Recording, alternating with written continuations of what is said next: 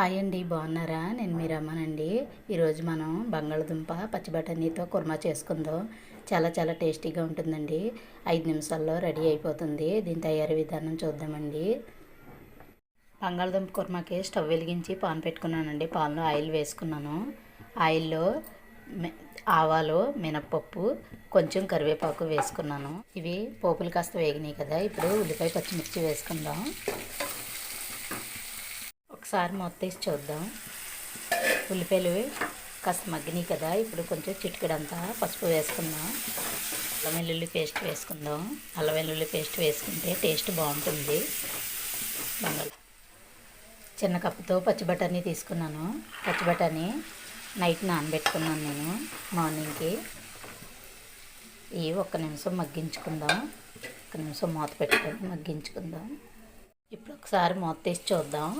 చేసుకున్న బంగాళదుంప పీసెస్ వేసుకుందాం. తొందరగానే అయిపోతుందండి, 5 నిమిషాల్లో అయిపోతుంది. ఇది రైస్ కానీ రోటీకి చపాతీకి కూడా చాలా బాగుంటుంది.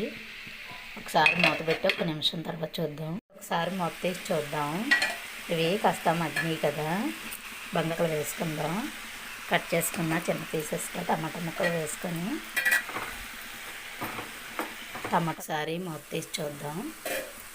టమాటాలు మగ్గిపోయినాయి కదా, ఇప్పుడు రుచికి సరిపడా కారం వేసుకుందాం. రుచికి సరిపడా సాల్ట్ కూడా వేసుకొని ఒకసారి మిక్స్ చేసుకుందాం. ఇదంతా మిక్స్ చేసుకుంటే కారం అంతా కూరకు పట్టి టేస్ట్ బాగుంటుంది. మిక్స్ చేసుకొని కొంచెం వాటర్ వేసుకుందాం. 1 గ్లాస్ వాటర్ వేసుకోండి. ఇప్పుడు వాటర్ వేసుకున్నాం కదా, కలుపుకొని ఒక 2 నిమిషాలు ఉడికించుకుంటే కర్రీ రెడీ అయిపోతుంది.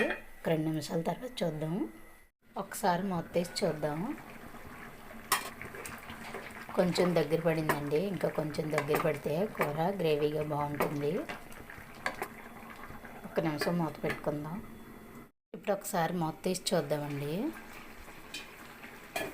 గ్రేవీ చిక్కబడింది, సరిపోతుందండి. ఇప్పుడు కొంచెం కొత్తిమీర వేసుకుందాం.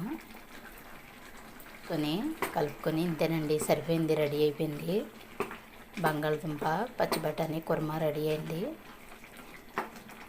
స్టవ్ ఆఫ్ చేసుకొని డిష్ అవుట్ చేసుకుందాం.